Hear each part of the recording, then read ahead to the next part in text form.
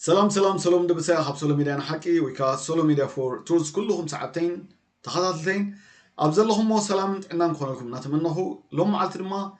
بزعبا زي تمالي ويبقى وتأزلا ناي تيدي افرو درفي قلخ بلي لي متي سلازي ناب كله كبتصحم انتي لايك كومنت شير ان سبسكرايب تقولوا بتحتنا يحتت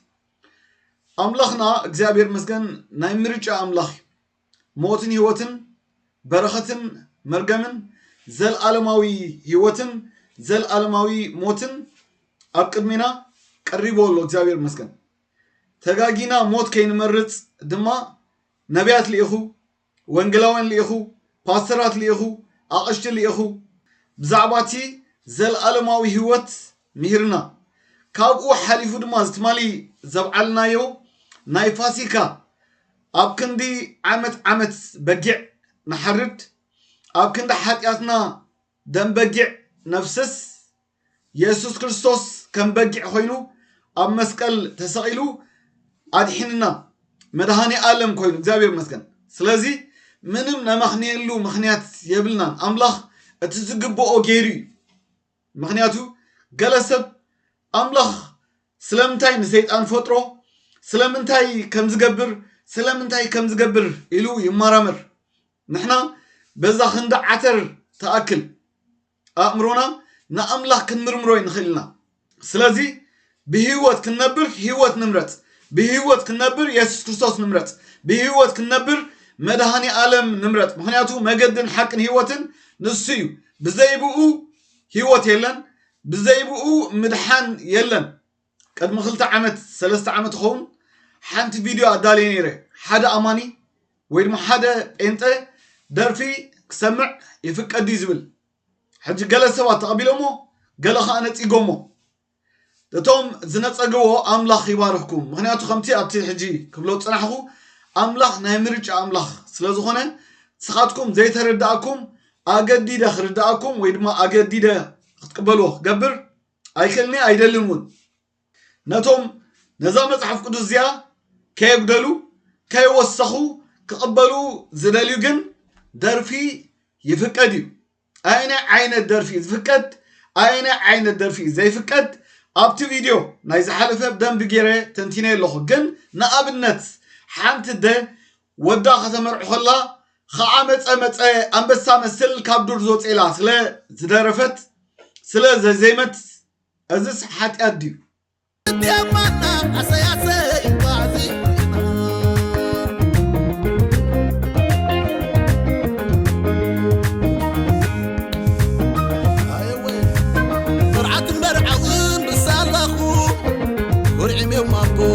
ديخو حقصم زمد قربتخو فرحانكم ريدهم يوم أبباخو ببزح فتاوي تخدمكو رايوم ضميركم معرفة هايو راي سك حوي عين ما يكبر الكارو حسقاما يكبر الكارو حفتي عين ما يكبر الكارو حسقاما ويكا وتكاوز درفو زلو سمعو حز حجن عزمو صباح من يغزمو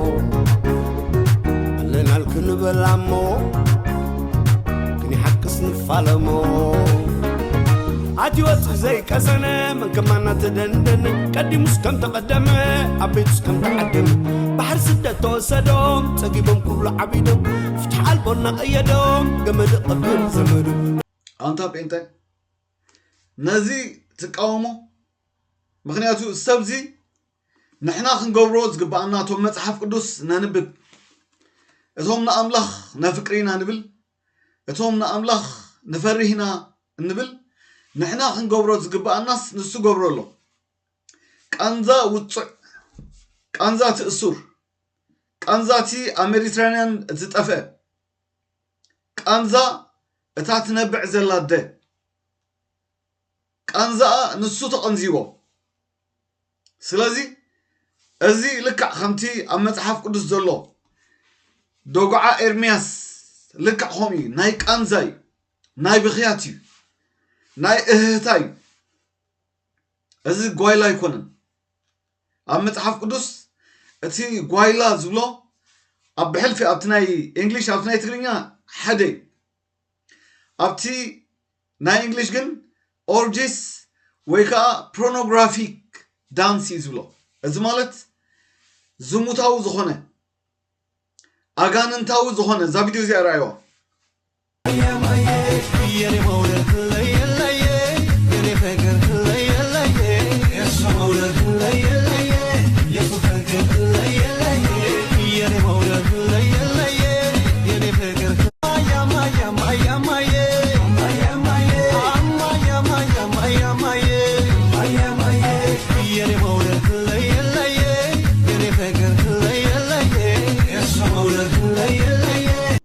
ኣብዚ ከም ዝረኣኹምዎ ድማ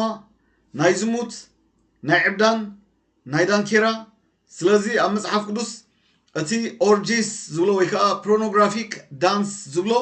እዚ እዩ ኣነ ናይ ወጥካቦ ደርፊ ካብ ዝገለ ዘመርቲ ዝዝምርዎ ጥሒሰ ናይ ወጥካቦ መርፅ ምክንያቱ ሰብ ን30 ዓመት ተኣሲሩ ከሎ ጋዜጠኛታት ተኣሲሮም ፖለቲከኛታት ተኣሲሮም ካህናትን ፓስተራትን ኣቅሽትን ተኣሲሮም ኣገልገልቲ ተኣሲሮም ንኦልሞስት 30 ዓመት ብዘይ ፍርዲ ምንም ዝጣሓስካዮ ዘይብልካ ጥሒሰ ክትብል እዚ ናይ ብሓቂ ነውሪ እዩ ምክንያቱ ሬሳ ኣብ ገዛ ቅድሚትካ ጓይላ ይትከልን ኣብ መዝሙረ ዳዊት 137 ካብ ጥቕሲ ሓደ ስጋብ 6 ዘሎ ከንብበ ከምዚ ይብል እስመ የሱስ ኣብ ጥቓ ሩባታት ባቢሎን ተቐመጥና ንጽዮን ምስ ዘከርና በኺና መሰንቆታትና ኣብቲ ኣብኣ ዘሎ ዕቦላት ሰቐልና እቶም ዝማርኹና ናይ መዝሙር ቃላት ካባና ደለዩ እቶም ሰቀይትና እውን ሓደ መዝሙር ጽዮን ዘምሩልና እናበሉ ክንሕጎስ ለመኑና ከመይ ጌርና እሞ መዝሙር እግዚአብሔር ኣብ ምድሪ ጓና ክንዝምር ኢየሩሳሌም እንተ ረሲዐክስ የማነይቲ ኢደይ ትረስዓኒ እንተ ዘይዘኪረኪ ንኢየሩሳሌም ከዓ ሓለፋ ኩሉ ሓጎሰይ እንተ ዘይጌርያስ መልሓሰይ ኣብትን ሓገይ ትጣበቕ ኢሉ ይቕፅል ኣብ ዘለኻይ ቤተክርስትያን ሰብ ብዝተፈላለየ ዓይነት መንፈሳዊ ማእሰርቲ ተኣሲሩ ከሎ ብሕማም ደዌ እናተሳቀየ ከሎ ጥሒሰ ክትብል ኣብ ሃገርካ ድማ 30 ዓመት ሙሉእ ህዝብኻ ኣብ ማእሰርቲ ኣብ ስቃይ ትምህርቱ ተወሲዱ ህይወቱ ተወሲዱ ሓዳሩ ተወሲዱ ንእስነቱ ተወሲዱ ከም ዝኽሎ ፀናሕኹ ፓስተራትካ ካህናትካ ኣቅሽትኻ ጋዜጠኛታትካ ፖለቲከኛ መራሕቲ ናይ ፖለቲካ ኢኖ ኩሉ እታ ሃገር ብምልእታ ናብ ካርሸሊ ተቀይራ ከላ ጥሒሰ ክትብል I don't know ንዓይ ናይ ምጥሓስ ካብዚ ናይ ወትካቦ ደርፊ ብሽሕ ኢድ ይመርፅ ኣብዚ መዝሙረ ዳዊት ከም ደንበብናዮ ኣብ ባርነት ኮይኖም ኣብ ስቃይ ኮይኖም ኣብ ማእሰርቲ ኮይኖም ዘምሩልና ትጥዑም መዝሙር ኢሎሞ ንሶም ድማ ኣብ ስቃይ ኮይና ኣብ ስደት ኮይናስ ከመይልና ክንዝምር ኢሎም ነቲ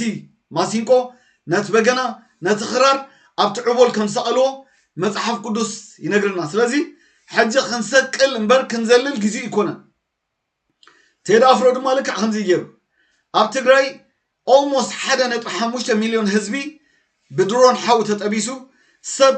ከም ዕፉን ብሓው ተጠቢሱ ብዙሓት ደቂ ኣንስትዮ ተደፊረን ህፃውንቲ ተረሽኖም ታ ትግራይ ብምልእታ ብናይ ሓዊ ድሮን ተጠቢሳ ንክልተ ዓመት ስለዚ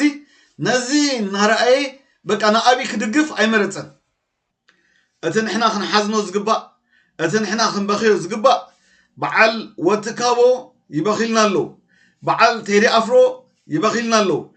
ንሕና እቶም መጽሓፍ ቅዱስ ንፈልጥ እቶም ንኣምላኽ ነፍቅሪና ንብል ንህዝቢ ኣምላኽ ግን ዘይነፍቅር ሰባት ግን ጥቕስታት ከማና ዝጠቅስ ከማና ጥቕሲ ዝድድር ሰብ የለን ግን ምንም ናይ ኣምላኽ ባህሪ ዘይለበስና ሰባት ኢና ግን ንኹሉ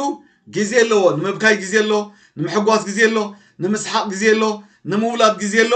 ንምሟት ከዓ ግዜ ኣሎ እዩ ዝብል እግዚአብሔር ይመስገን ስለዚ እዚ the right time ሕጅስ ግዜ እዩ ካልኣይ ንሕና ዘይገበርናዮ በዓል ወትካቦ